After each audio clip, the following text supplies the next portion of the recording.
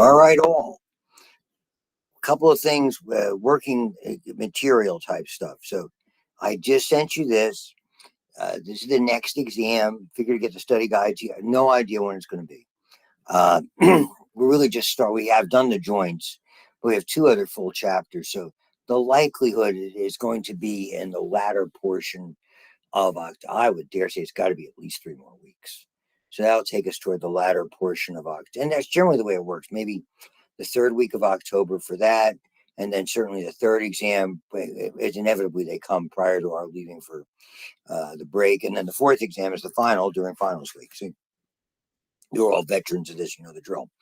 So we did the chapter 8, which is down here, the joint stuff. And so our focus point is 12 and 13.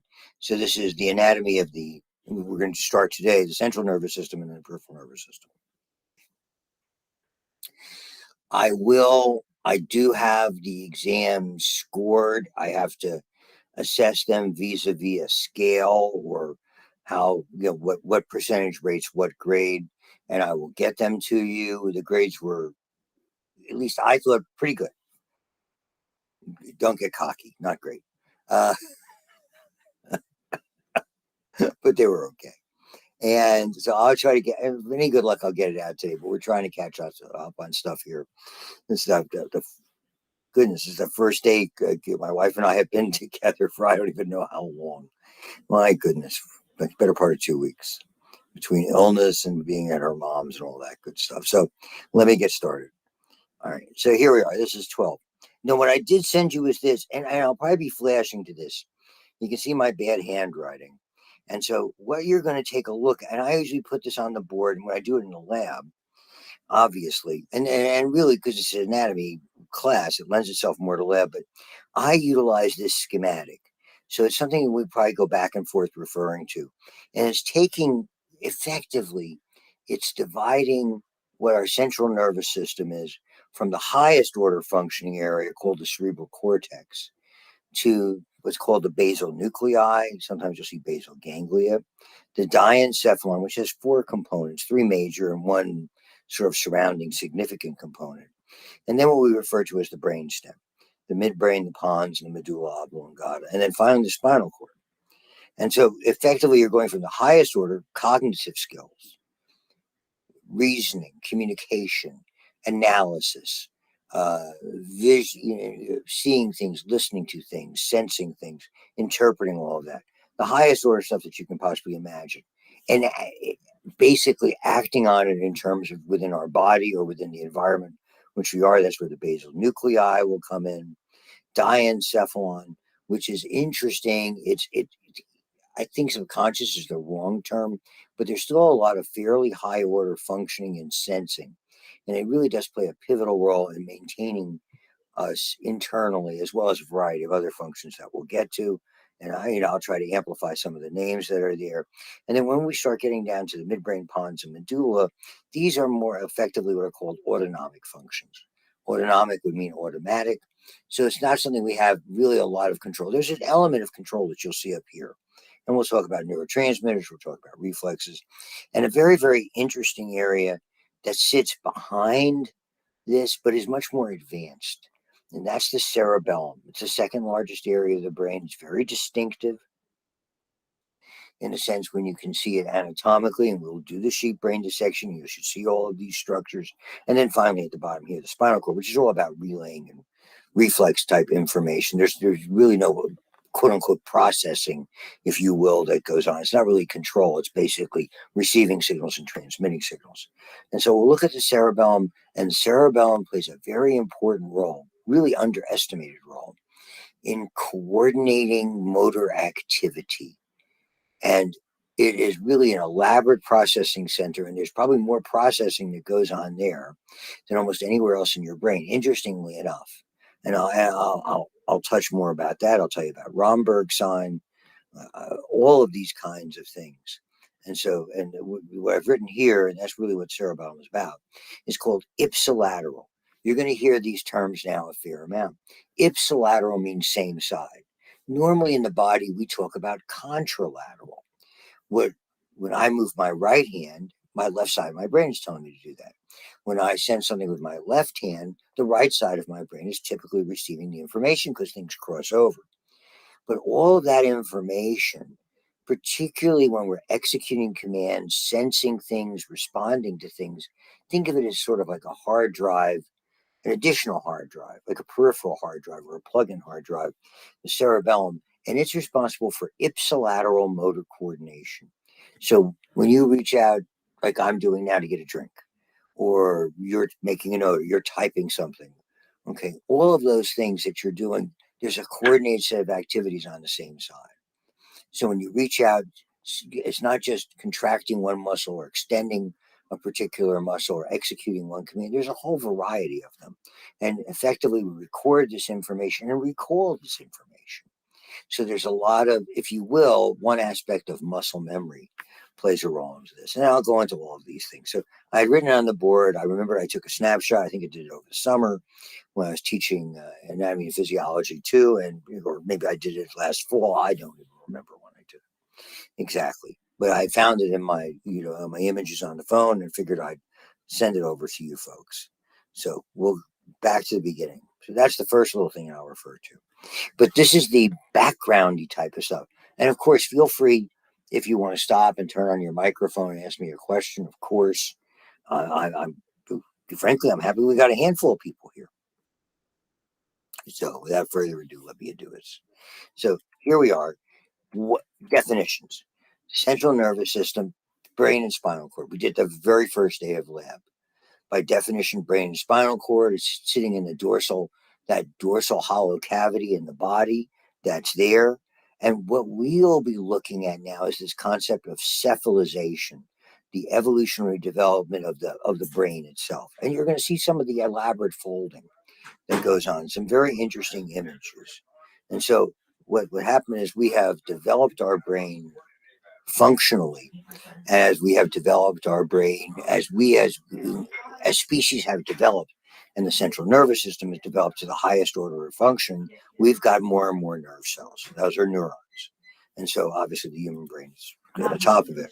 So you recall basic biology and remember the notochord, which we talked about, in the pharyngeal pouches, which really are the middle ear cavity. There is a neural tube that's in close proximity to that dorsal hollow nerve cord, as I recall. And what happens, you're going to see, so it's a tube. Let's start with that. It's a tube, which means it's hollow in the middle. And really what makes up your brain is the perimeter of the tube itself, the material that basically makes the tube. The hollow area is filled with fluid and air and a variety of other materials, liquids, and various chemicals. And what effectively in the human brain, that hollow area, what it's filled with is cerebrospinal fluid. And you're going to see that fluid and that tube, as our brains develop, it also develops. Okay, it also basically changes shape, expands, gets larger. And so over time, and I don't make a big deal of these terms, these are older anatomical terms. Forebrain, midbrain, and hindbrain are even to somewhat older anatomical terms. The prosencephalon, don't have to know that, or forebrain is the highest order functioning. So for us, it's the cerebral lobes, the cerebrum, and when we say cortex, and I say it all the time, so I apologize for the mistake, but I continue to do it because it's just the the cortex is only the outermost area that's there. And so so the cortices, even though that's where the greatest amount of functioning and reasoning and advanced thinking comes from, they're much smaller than you think, pretty heavy, but smaller than you think. So the forebrain consists of those upper, if you recall back to that image without me flashing back to it, you have the cerebral lobes or the cerebrum, you have the basal nuclei, which are contained deep within it, and then you have the diencephalon and the structures they're part of the forebrain. The midbrain is, of all of these, is the only one that has remained basically, I hate to say unchanged, but very, very similar to as we grow and develop. And indeed, the term mesencephalon, which means middle brain, hence the name midbrain. So meso is middle in this particular thing. The mesencephalon is a term we still use. Okay. And I'll explain it to you because it's a very interesting pathway that I touch on. I don't do it in the basic anatomy and physiology classes for the nursing students mostly, etc. But for you guys, it's important. It's called a mesolimbic dopamine pathway. And that's a pathway you're going to see that travels from your midbrain, where a lot of the neurotransmitters, dopamine is one of them. It's made from an old friend of yours, tyrosine, that you learn about in biochemistry, amino acid. And that basically, that tyrosine makes a variety of very, very important substances: thyroid hormone, epinephrine, norepinephrine, and dopamine, just to start. That particular pathway has to do with traveling from where it's produced in the midbrain to the limbic system, which to some extent is a pleasure center, but it houses strong emotions. And so that particular pathway, the mesolimbic dopamine pathway, is the one that's so associated tremendously with addictive diseases. What addicts us to anything, to some extent, is the pleasure we derive from it, and the intensity of the pleasure, and the rapidity of how that intensity develops. That's why smoking is such a hard habit to kick, because you're inhaling it. It's going to your brain as rapidly more rapidly than intravenously. So it's more rapid when you have an IV drug user shooting heroin. Technically speaking, even though that's very, very rapid, it's not nearly as rapid as inhaling hits of nicotine. Just to give you some idea. So the mesolimbic dopamine pathway is a very important thing that for those of us who study or talk about addictive diseases, or in my own case, who certainly have what we would call an addictive personality. I mean, from all the smoking, all the eating, all the gambling, all that type of stuff that I love to do, and I have to control myself to not do it, with limited effects sometimes. The drinking's not a problem. And then the hindbrain is the oldest part of the brain. So as much as the midbrain is part of the brainstem, you're going to hear about the pons and the medulla oblongata. That's the most primitive area. So it's good news, bad news. Obviously, if it's damaged, theoretically it would not affect us with our intellectual capabilities. The bad news is all our control systems, all those automatic systems, basically come from this area. So brainstem damage is usually people aren't able to survive. And the very, very, you'll see in the illustrations, the spinal cord, which again doesn't play a role in processing or interpretation, receiving and delivering signals on. So this is where we're going to see. So the forebrain, again, the telencephalon, I just use the term cerebral lobes, and or the cerebrum and the basal nuclei, rather. Midbrain does not divide. The diencephalon, separate entity, will go over all of those. And I don't use the terms, though for those of you going on a medical school track, it probably wouldn't be a bad idea to put those in your memory banks, the metencephalon and myelencephalon. So what happened? So we've got this hollow tube, and you're going to see some illustrations, and it begins to thicken. It begins to enlarge as we go through the embryonic stages. The embryo forms relatively early, and we start to begin to see the development of, really, as you'll see in the series of pictures, how you're going to see this tube-like structure fold, remembering that it's filled with fluid that's in there. And it's really interesting how it develops into its shape. So the telencephalon will eventually give rise to, things are bilateral and symmetrical for the most part, the cerebral hemispheres, and they make up what we call the cerebrum, the diencephalon, epithalamus, thalamus, hypothalamus, and an extension coming off there is the retina. The retina is effectively the receptor end of the optic nerve.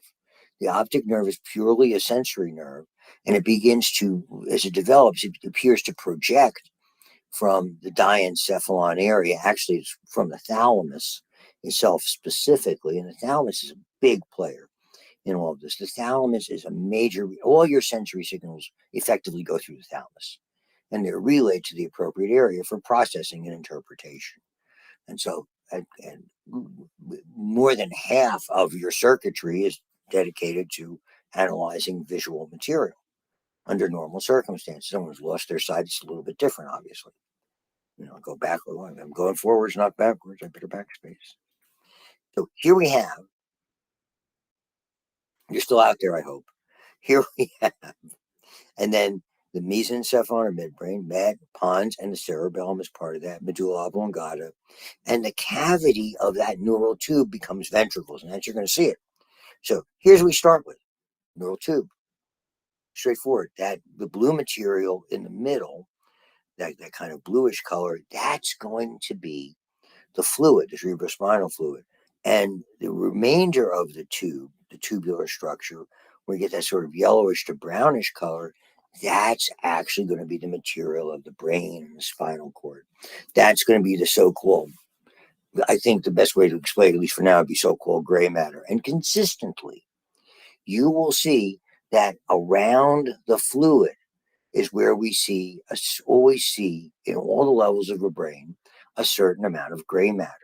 What you will see is in the highest order developed area, which are the cerebrum and the cerebellum, there's also a layer. Then, in fact, you'll see it better than I can explain it. We start with that hollow fluid center. Surrounding that is gray matter. Then we have the communication channels. External to that is white matter. But in the cerebrum and in the cerebellum, you have a thin, albeit heavy, layer of additional gray matter. That's what the term cortex is. Remember, cortex, just like in bone, is on the outside. Medulla is on the outside. So the cerebral cortex and the cerebellar cortex are really high function. So look what's happening. So this is a tube that's starting to take shape, starting to get rounded and enlarged in the forebrain. Again, remains relatively unchanged here. Maybe a little bit of an enlargement here, and then eventually this will be the spinal cord. And you can see this is sort of like that illustration I showed you on the board. And I've been using that illustration for, are you ready, 25 years since I first started to teach this stuff. So now look what's happening. As this begins to increase, we're starting to see the enlargement and the appearance of those cerebral lobes. You can see the rather thickened amount, what eventually is going to be truly the cortex of the cerebral cortex. In the diencephalon, we're starting to see, and this is eventually going to become what's called the optic chiasm, where the optic nerves cross over one another. Remember, I was demonstrating to you that on bone when we did the skull with those cotton tip applicators, the wooden ones, where they crisscrossed. So effectively, where they crisscrossed would be right here. That didn't change. And these will project to, or effectively from, the retinal portion of the eyes, which we also get to in this unit. And as we work our way down, we have the mesencephalon, now the metencephalon, that cortical material cerebellum, and then finally the myelencephalon, the spinal cord. And what happens as these develop and grow, what you're going to see, these are called lateral ventricles, and you can see the numbering. Lateral, third, cerebral aqueducts connector, fourth, central canal. Well, they used to be first, second, third, fourth, and I'm guessing they put, the right on the first and the second on the left. But because they were identical, they started calling them lateral ventricles because there's really no way to distinguish. Both sides of the brain are pretty much the same, shape-wise, anatomically. So the fluid film mass that is surrounded by the cerebrum, the cerebral lobes, the cortex, well, also with white matter and basal nuclei, which are not depicted here, at least as of yet, those are considered the lateral ventricles, very distinctive shape. As we get into the diencephalon, what surrounds that fluid is the third ventricle. There's a little connector called there's a foramen, and so it's like the interventricular foramen that's in there, and it's very, very tiny when eventually the brain grows.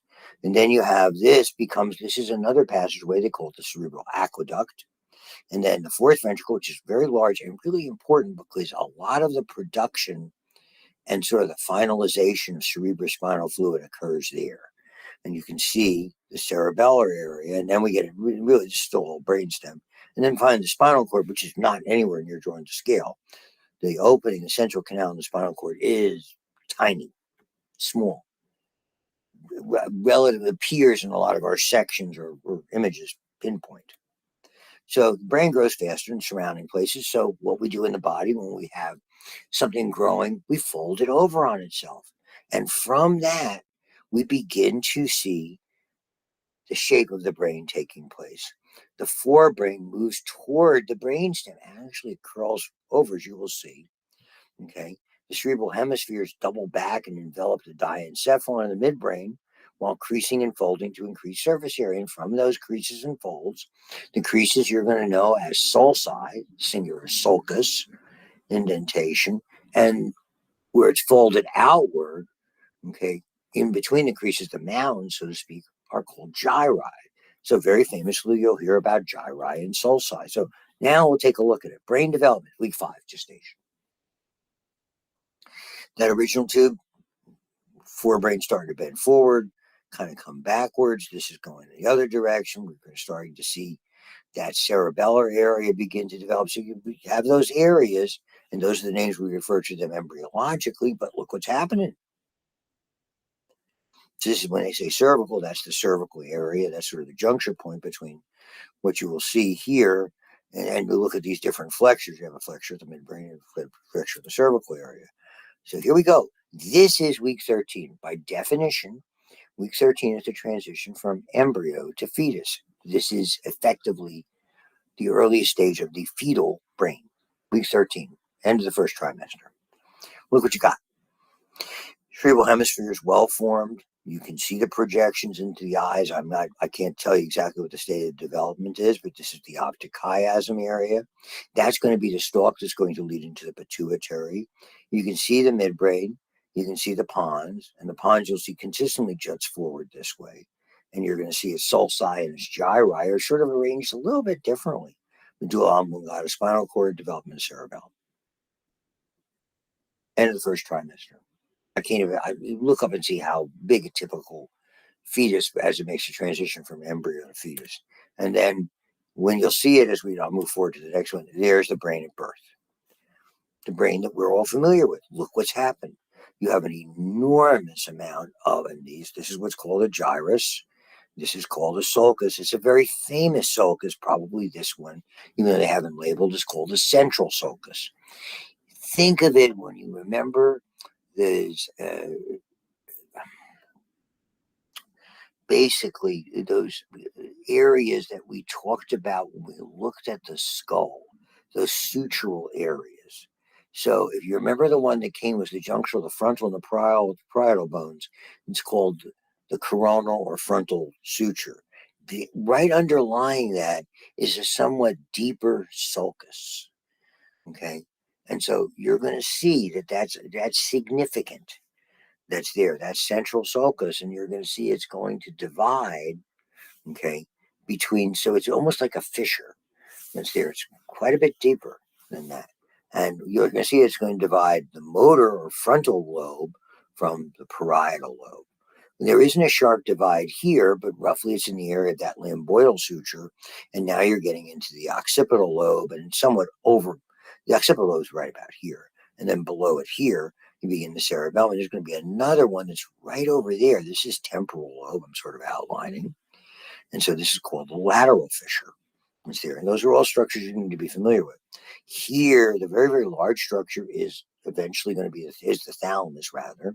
Here's the pituitary. You're not really depicting what's going in the eyes, but to be right about there anyway. And now you can see, and we'll get to these little guys in the back of the midbrain, really important, and all the rest of the structures that are present. So let me go back. So in the adult brain, we have the hemispheres.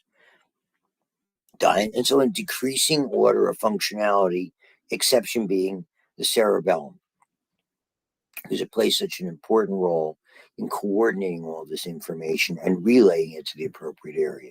It's constantly picking up signals, sensory signals from wherever your body is, relaying that information to the appropriate area of the brain, and then accumulating that information for specific movements, like I said before. So the next time when you get out of the car and you're walking to class, your cerebellum is kind of recording that. Understand, do you ever think about that? Well, I better swing my leg out. I better brace myself. I better push against the steer. I better make sure my seatbelt. You don't think about that stuff. Is the car off? Did I leave the lights on? You really probably don't think a heck of a lot about that stuff. That's all. We call it muscle memory. Hey, I'm going to class. See ya. You don't tell yourself to put my right foot here, my left foot here, unless you've had one of those very long nights, the nights before, where perhaps you were indulging in things that might have made you less aware in the morning.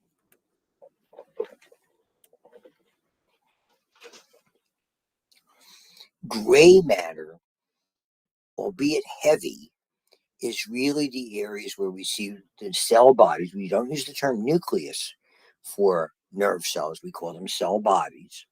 And typically synapses where the nerves join together. And all of the portions that do not have any myelin around them. Now, there's the only problem when I do it this way, the way that we have structured this class, because Dr. Hannah, particularly when she does, as she does every other term, doing animal behavior now, and then she just, comparative vertebrate anatomy in the other years. When she does that, we arranged this course so we would do the anatomy here and then everybody would take the physiology. That's sort of the way that this came about. But the unfortunate thing is we do the physiological portion, the cellular and microscopic portion, much more in detail in what constitute myelin, how it's assembled, the individual cells that are responsible for that. We'll be doing that in physiology. So for the time being, the major nerves that communicate information are myelinated. Myelin is a protein and fatty compound that effectively insulates it. The best analogy ever is just take an electrical cord and the electricity is going through the interior of it where the wires are, and it's surrounded by a rubberized or similar material. That's the insulator. That's the myelin. Okay. So white matter is mostly myelinated, and there's going to be incorporated in some non-myelinated. When they use the term axons, those are the long transmitting channels. They're either sending information out or bringing information in, and they typically travel along these long wave of axons. So, and this is what I was telling you before, and you're going to see some examples of it. The central cavity, central canal, if it's the spinal cord, central cavity, if it's a lateral ventricle or a cerebral aqueduct, is surrounded by some gray matter.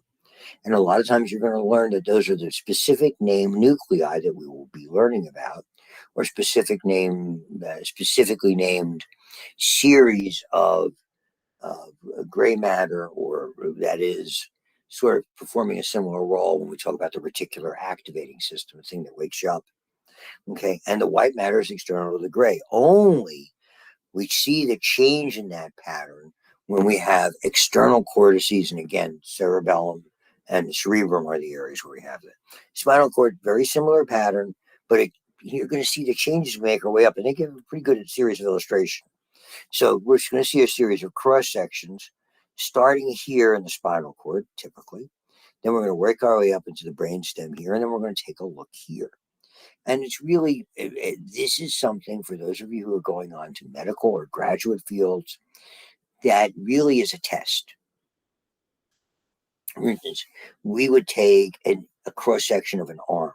Let's say you in your forearm, imaginary cross section. What bones were there? What muscles were there? What nerves were there? Et cetera, et cetera. You'd have to be able to identify them from a diagram. I don't particularly do that because we do regional, not so much cross-sectional anatomy.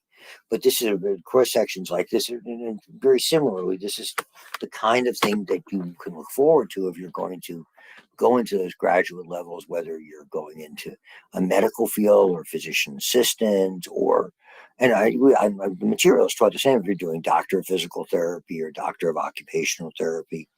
I really, to some extent, really started to cut my teeth on that, so to speak, because I was doing the laboratory graduate neuroanatomy for the doctor of physical therapy. And at that time, there were masters of occupational therapy students at Chatham back, I'm going to tell you, almost 20 years ago. Typical spinal cord. Central canal, that's the fluid-filled area, that's the hollow cavity. And it typically has this, whatever you want to call it, I call it a butterfly shape. That's there with gray matter, and you can see the canals incorporated in it, and everything else here is white matter. So that's typical. You're going to learn, and this is part of this particular unit, that the incoming signals are sensory signals and the outgoing are motor signals. You're going to see that this is not quite 100% accurate, that you will begin, when we begin to take a more close look at the actual appearance. But you're going to see these little divides, and we're not going to go into them. But again, that's the transition to graduate levels, where you start looking at the gracilis and the cuneatus, which are two fascicles, two bundles of white matter that typically occur here. These are referred to as dorsal columns, and the dorsal columns are where a lot of your sensation that you really aren't noticing so much comes from. dorsal columns, and I had written the term, and I'll show it to you here just because I'm recalling it and I didn't explain to you here. Proprioceptors. What a proprioceptor is, proprioceptors, are tiny sensors in everything, every muscle, every joint, and all of those little sensors are reporting position. You and I know, without looking at your fingers, are your fingers straight? Are they bent? Are you making a fist? Or whatever you're doing, are you looking straight ahead? Are you even have your eyes open now? Maybe you're listening to me with a headset on, or maybe you're listening to me with AirPods or something similar to that on. Anything like that. Are you sitting or standing? You don't have to. You don't have to take a look and say, "Well, I'm in a chair."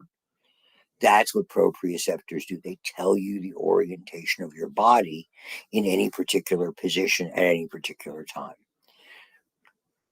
All that information comes up, and I'll get back to where I was, by way of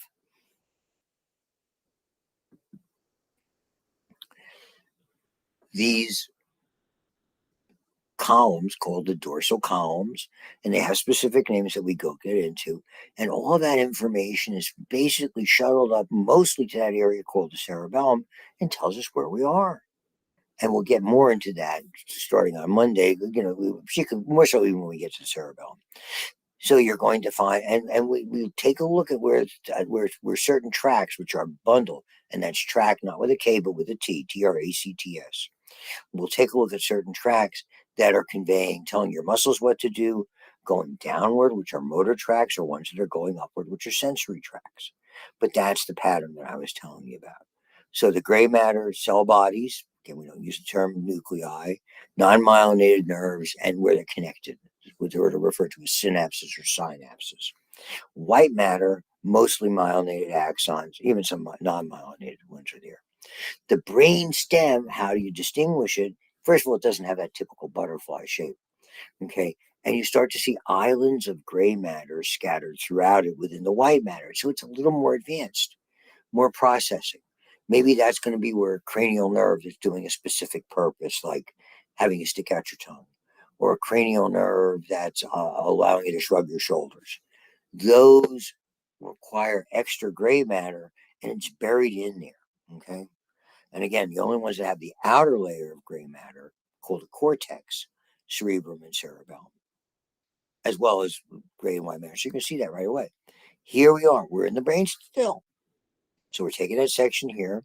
This area is called the medulla oblongata.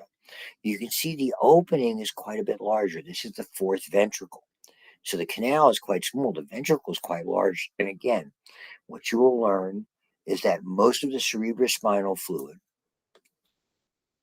okay, is going to be formed in that area. Cerebrospinal fluid is really something that comes from plasma in your blood, but we sort of fine tune it. We add some stuff, take away from some stuff. There's some stuff that shouldn't be in there, et cetera, et cetera. And a lot of it's produced in this area. You're going to be familiar with the term choroid, CHOROID, plexus, being the singular, plexes would be the plural.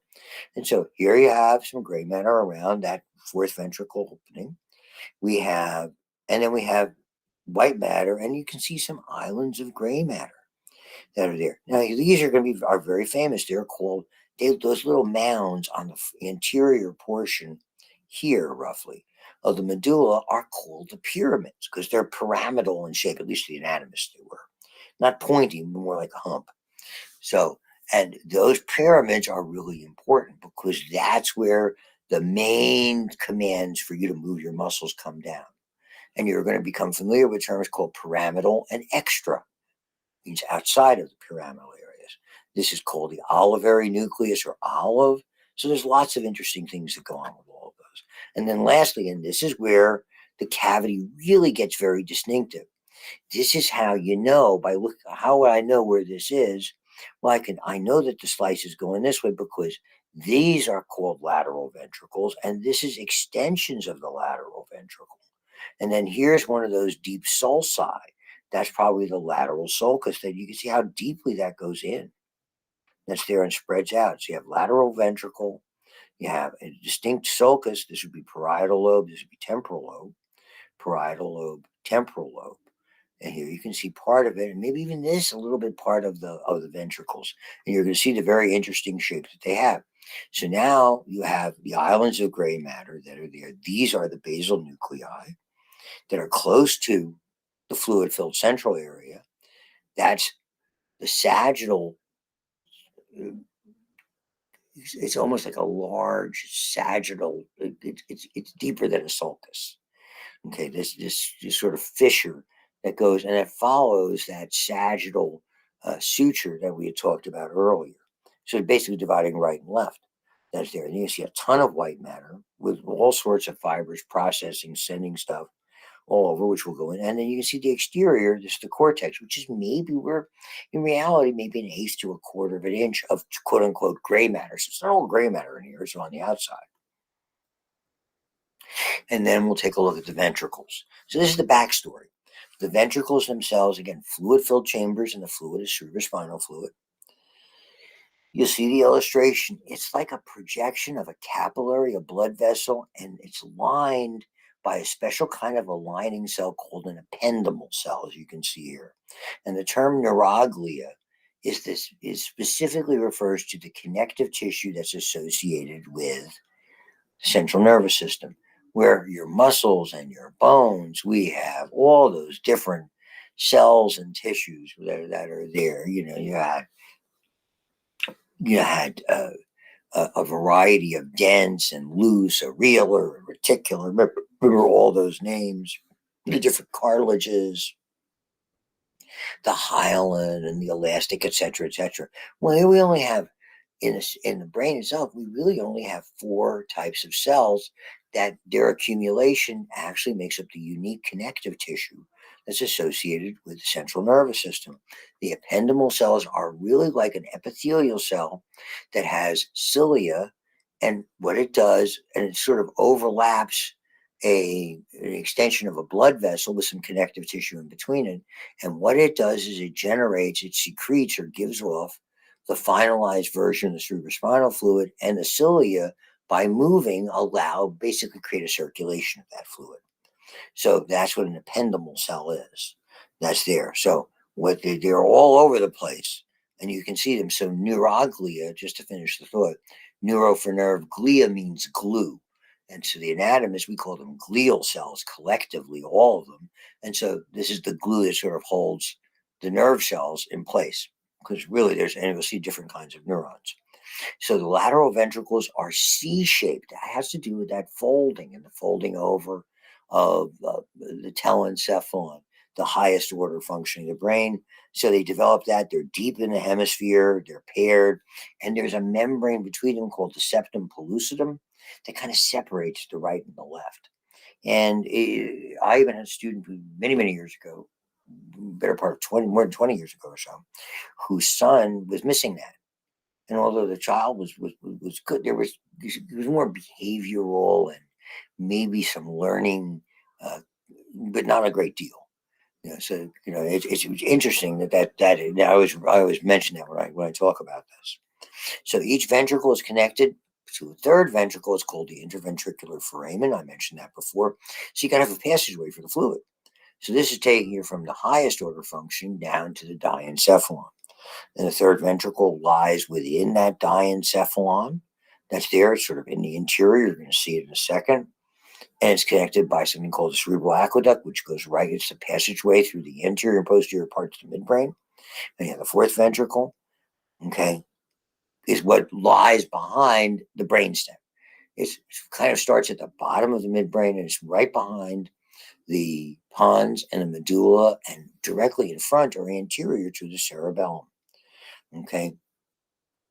The area where cerebrospinal fluid, and we're going to look at these layers called the meninges or meninges, is called the subarachnoid space. So that's where the fluid is found. And in that fourth ventricle, there are 3 openings, one on either side and one in the roof, that allow the cerebrospinal fluid to exit where it's being produced or finalized and circulated and go to the exterior, because we have cerebrospinal fluid not only inside this hollow tube is folded, but we have it outside to cushion it.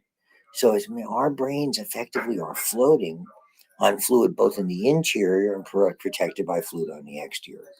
So I've advanced, as you can see here. So imagine this. Not only is the fluid in here giving it buoyancy, but it escapes by way of these apertures. These are the lateral apertures. This is the median aperture.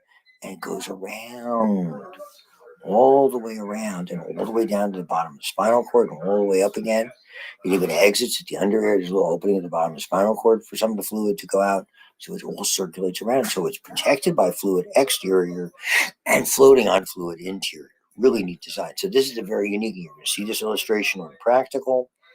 Not the one we're doing on bones, but the next one. Pardon me. I'm checking my time. And so here they are. What happened is that cerebral lobes, there's a dog next to me.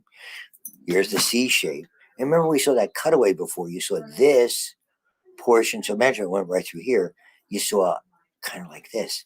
You saw the openings here. And you saw like a little one down here. That's what we saw before when I was pointing out to you. So C-shaped ear and a connector, the foramen. The third ventricle, interesting shape, hollow in the center there, but it's surrounded by the diencephalon. Then the aqueduct, which is right in the midbrain, right about here. And then you can see this wider opening for the fourth ventricle, and then all the way down, once you get basically to the transition from brainstem into spinal cord, now it becomes a central canal. So that's what you're seeing. So just to give you some additional information as we get ready to conclude, the hemispheres, you can see 5, 6 are the cerebral lobes, more than 80%. And interestingly, the cerebellum, if you want to look at mass, is weight, maybe another 10 or 11%. So the other structures, the thalamus and the brainstem, certainly less than 10% of the total mass of the brain. Again, the ridges are outpouchings or gyri, the grooves are sulci, the fissures are deeper grooves. The longitudinal is that sagittal fissure I was referring to before. A fancy name is called the longitudinal fissure. The transverse cerebral fissure, you're going to see all of these on the dissection when we get to that, and it's probably going to be in a couple of weeks. As we get done with this unit, we'll probably throw in a dissection that's there, and I don't know if we're going to have time to get to that Monday, maybe the following Monday. And then you're going to see that there's an actual opening that we can actually peer through and take a look at some interesting structures on the back of the brainstem, on the back of the midbrain, and actually see the pineal gland or pineal gland. And so that's between the cerebrum and the cerebellum. So that's an actual human brain. These are all blood vessels. There you can see the longitudinal fissure. This sort of central sulcus, and it's on a sheep you can't see it. On us it's a little more distinctive, because the sheep brain is probably a quarter to a third of the size of our brain. Okay. And it's the distinction between the frontal lobe and behind it, the parietal lobe. And then there's another tiny sulcus that's here. And then we get the occipital lobe, which is more the tip. And these are the divides: frontal, parietal, occipital. There's that transverse one that you're actually going to see and look through. Stay out of that bag, young man. Lincoln. Dog. And here's the cerebellum. I notice cerebellum is very distinctive because it kind of goes, the ridges are kind of oriented differently. And this is the very large temporal lobe. This is called lateral sulcus. We have all of that. And so you're going to see in frontal, parietal, temporal, occipital. And if you opened it up, just to go backwards, kind of if you spread these apart, deep inside is called the insula. And that's a very, very primitive area. And a lot of your sense of smell goes there. Okay.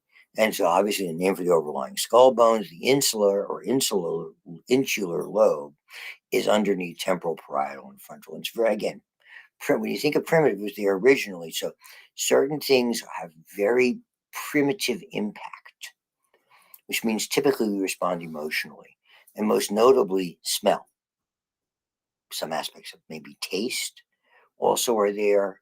So think of if you think of an animal with their sense of smell, or you and I with our sense of smell. When we smell something foul, we react to it. And animals use this to determine whether something should eat or not eat. etc. And this one, and we're getting close to conclusion. So there's that central sulcus. So all of this reddened area has to do with motor. Bluer areas, whether it's this or this or this, three different shades, are sensory areas. So they're processing general sensation, visual, hearing, and balance information. And this is all, and we're going to get into all of these because they're all important. So I've taken a little slice out of it along that, as you can see, this lateral sulcus.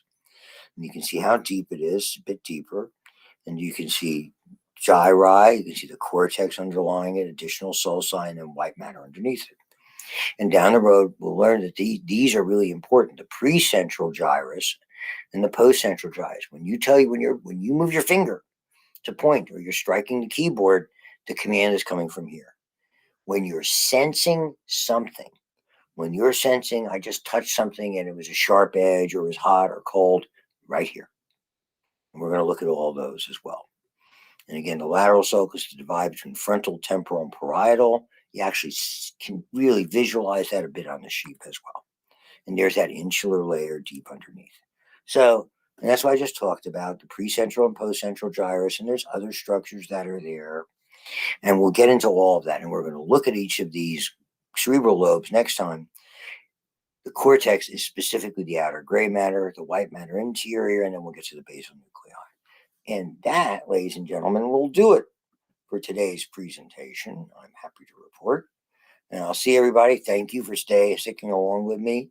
Any questions? I'll get the grades posted. We can chat, and I'll have the exams for you to review in class on Monday. Thank you. Bye-bye.